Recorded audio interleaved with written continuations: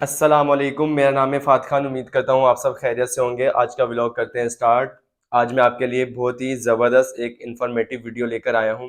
वो वीडियो इस बारे में है कि आप ये चीज़ें देख के आपको अंदाज़ा हो ही गया होगा कि आज वीडियो चल रही है हमारी आउट ऑफ कंट्री की। जो मैं 5 कंट्री का टूर करके आया हूँ ना, इंशाल्लाह ताला मैं आपको सारी इन्फॉर्मेशन उसके बारे में दूंगा।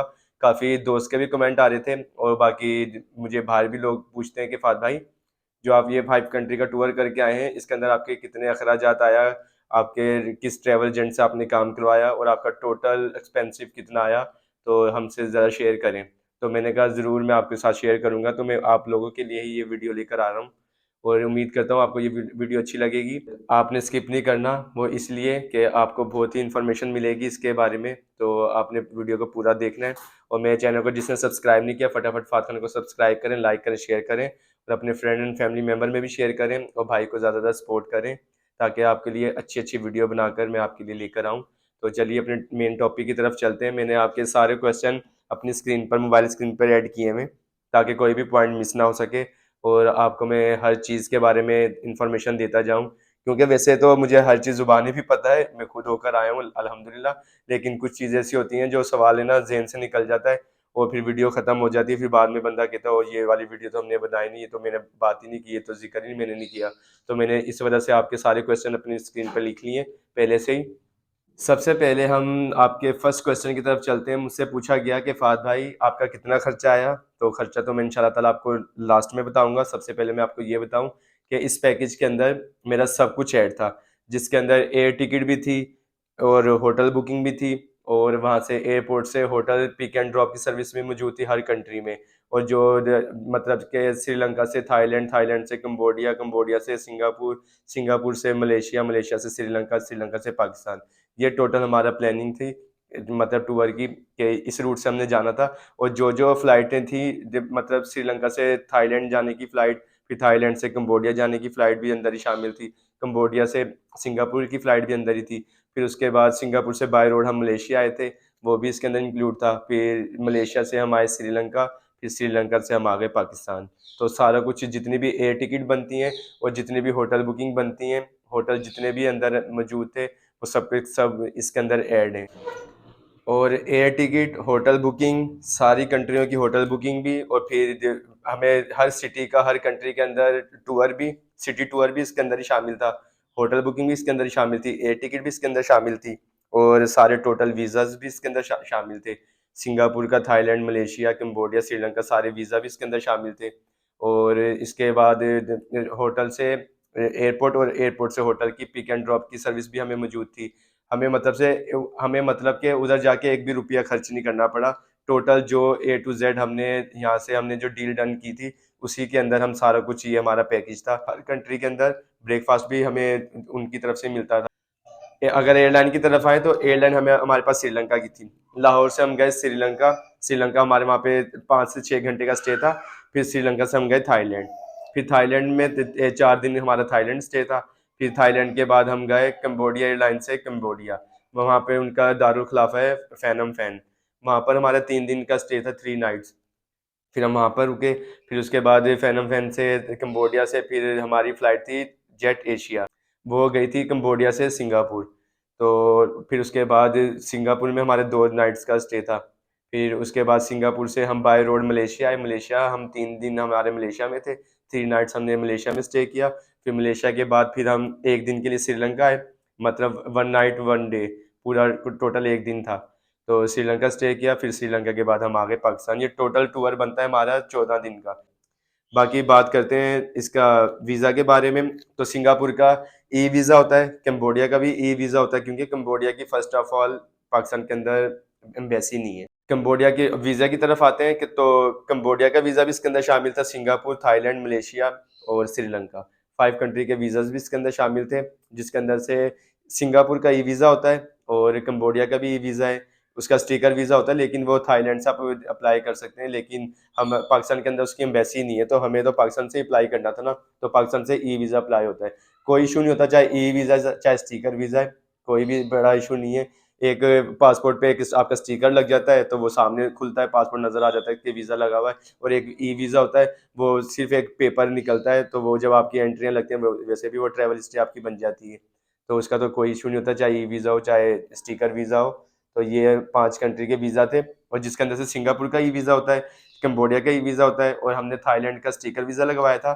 थाईलैंड का होता भी स्टिकर ही है, और मलेशिया का ई वीज़ा भी होता है और स्टिकर वीज़ा भी होता है, और मैंने मलेशिया का स्टिकर वीज़ा लगवाया था। और हमने हमारा ट्रांजिट वीज़ा था, श्रीलंका पे वापसी 1 दिन का स्टे था, तो हमने कोलंबो देखा, निगम्बो गए, तो ये 2 सिटी हमने देखे श्रीलंका के, फिर हम आ गए पाकिस्तान। और बात करते हैं शॉपिंग के हवाले से, तो शॉपिंग मलेशिया में सबसे सस्ती शॉपिंग है, सिंगापुर बहुत ही महंगा है।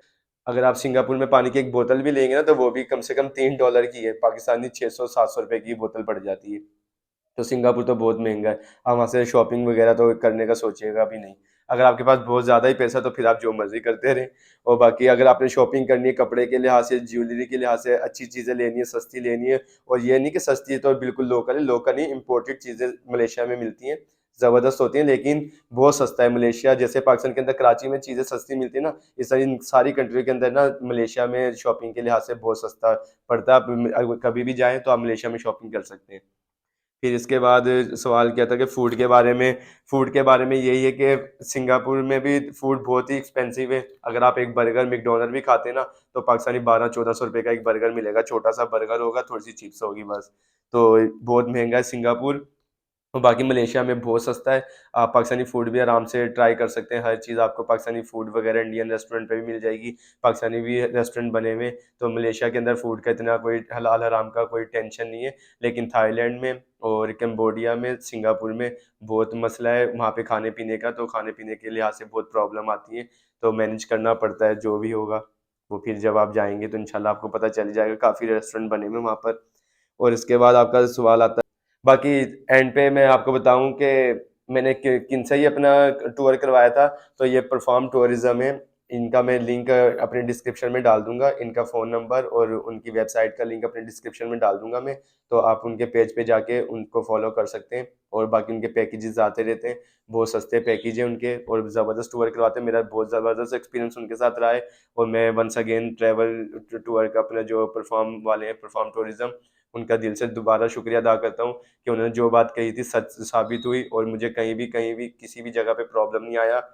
और उसके अलावा जो मेरा टोटल पैकेज बना था वो 5,10,000 का बना था, जिसके अंदर होटल बुकिंग भी शामिल थी, और हर कंट्री की एयर टिकट भी शामिल थी, और टोटल वीज़ास भी शामिल थे, और सुबह का नाश्ता भी शामिल था, और सिटी टूर भी शामिल था। ये टोटल पैकेज मेरा बना था 5 कंट्री का 5,10,000 में। अगर आपने क्योंकि हमने स्टिकर वीज़ा लगवाया था मलेशिया का, अगर मैं वो भी ई वीज़ा लगवाता तो 4,90,000 तक हो जाता, लेकिन हमने स्टिकर वीज़ा अप्लाई किया था, तो मलेशिया थाईलैंड का मैंने स्टिकर वीज़ा लगवाया था। तो सिंगापुर का वैसे ही ई वीज़ा होता है, कंबोडिया का भी होता है, और इसका भी ई वीज़ा होता है, श्रीलंका का भी। तो मुझे 5,10,000 में पैकेज पड़ा था ये वाला।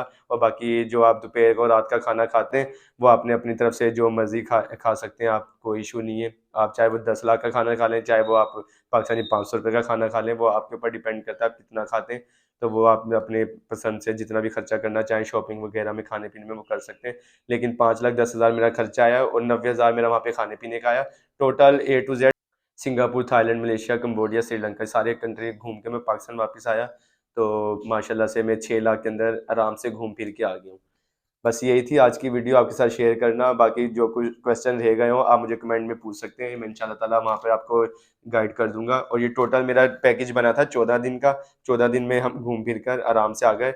और बाकी बात आती है डॉक्यूमेंट्स की, तो इसके लिए डॉक्यूमेंट्स रिक्वायर्ड होते हैं, आपका एनटीएन बना होना चाहिए, बैंक स्टेटमेंट होनी चाहिए, बैंक लेटर हेड होना चाहिए, और फिर उसके बाद आपकी कोई कंपनी रजिस्टर्ड होनी चाहिए, फिर आपका एफआरसी, एमआरसी, और पासपोर्ट और आईडी कार्ड, और एनटीएन आप टैक्स पेड जो करते हैं ना, उसकी रिटर्न फाइल जो होती है वो आपकी इसके साथ लगती है। ये डॉक्यूमेंट्स लाजमी होते हैं। और रहेगी बात सिंगापुर की, लास्ट में हम बात करेंगे थोड़ी सी सिंगापुर के बारे में। सिंगापुर एक्सपेंसिव होने के साथ साथ ये भी है कि आपका 100% कोई भी गारंटी नहीं देता कि आपका सिंगापुर का वीज़ा लगेगा, क्योंकि सिंगापुर एक बहुत ही ज़बरदस्त कंट्री है, साफ़ सुथरा सा, और बहुत अपग्रेड, और इकॉनमी लिहाज से देखा जाए तो ऑस्ट्रेलिया, कनाडा, अमेरिका, न्यूजीलैंड, उनके अंदर इनका नाम शामिल होता है। बहुत ही मुश्किल है सिंगापुर का वीज़ा लगना, क्योंकि 50-50% चांसेस होते हैं। अगर आपका वीज़ा रिजेक्ट होगा तो 50% चांस है, और लगेगा तो 50% चांस है। कोई भी एजेंट आपको 100% ये नहीं कहेगा कि आपका वीज़ा लगेगा ही लगेगा, और अगर कोई कहता है तो वो फिर आपसे गलत बयानी करता है। सिंगापुर का वीज़ा आसानी से नहीं लगता। हमारे साथ 2 लड़के थे उनके 25-25 लाख बैंक स्टेटमेंट थी, लेकिन उनका वीज़ा नहीं लगा। और जिनकी 10 लाख थी, जिनकी 5 लाख थी, तो उनका लग गया। तो बात करने का मकसद है कि आपको सिंगापुर का वीज़ा 100% कोई भी नहीं देता। 50-50% चांसेस होते हैं। आपकी ट्रैवल हिस्ट्री पहले से ऑलरेडी बनी हुई है, तो उसके बारे में अगर उनको इन्फॉर्मेशन सारा कुछ होती है। अगर आपकी पाकिस्तान में कोई प्रॉपर्टी वगैरह है या कोई आपका बिजनेस है और आप वाकई टूरिस्ट हैं और आप टूर करना चाहते हैं, तो उनको सारा कुछ पहले से मालूम होता है। आप उनको दाव नहीं लगा सकते। जो उनके सिंपल से डॉक्यूमेंट्स रिक्वायर्ड होते हैं वो आपने बस सबमिट करने होते हैं, बाकी फिर अल्लाह पे छोड़ दें आपका वीज़ा लगे या ना लगे। पर अल्हम्दुलिल्लाह मेरा वीज़ा सिंगापुर का लग गया था। मैं सिंगापुर भी घूम के आया हूँ, बहुत ही ज़बरदस्त कंट्री है, बहुत मज़ा आया। और बाकी चीज़ें जो सामने रखी हुई हैं, ये मैंने मलेशिया से लिया था, ये मैंने हाथी, और ये हाथी का बच्चा थाईलैंड से लिया था, और ये एमिरेट्स मैंने लिया था दुबई जब मैं गया था, ये भी दुबई बुर्ज खलीफा दुबई से लिया था। बाकी 2 मुझे गिफ्ट आए थे। और ये जो सामने आप देख रहे हैं सिंगापुर का सोवेनिर, ये मैंने सिंगापुर से परचेज़ किया था। बस आज की वीडियो थी यहाँ तक ही। उम्मीद करता हूँ आपको ये वीडियो अच्छी लगी होगी। अगर अच्छी लगी हो तो लाइक शेयर कमेंट लाजमी कीजिएगा और अपने फ्रेंड एंड फैमिली मेम्बर में भी शेयर कीजिएगा। इंशाल्लाह ऐसे अच्छी अच्छी वीडियो आपके लिए लेकर आता रहूँगा। और उससे पहले आप मुझे कर लें सब्सक्राइब, आपकी बहुत मुझे सपोर्ट की ज़रूरत है। इंशाल्लाह सपोर्ट करेंगे तो अच्छी अच्छी वीडियो आपके साथ शेयर करूँगा। यही थी आज की वीडियो, उम्मीद करता हूँ आपको अच्छी लगी होगी। और इंशाल्लाह आपको मिलते हैं अच्छे से नेक्स्ट व्लॉग में। तब तक के लिए अपने भाई को इजाज़त दें। अल्लाह हाफिज़।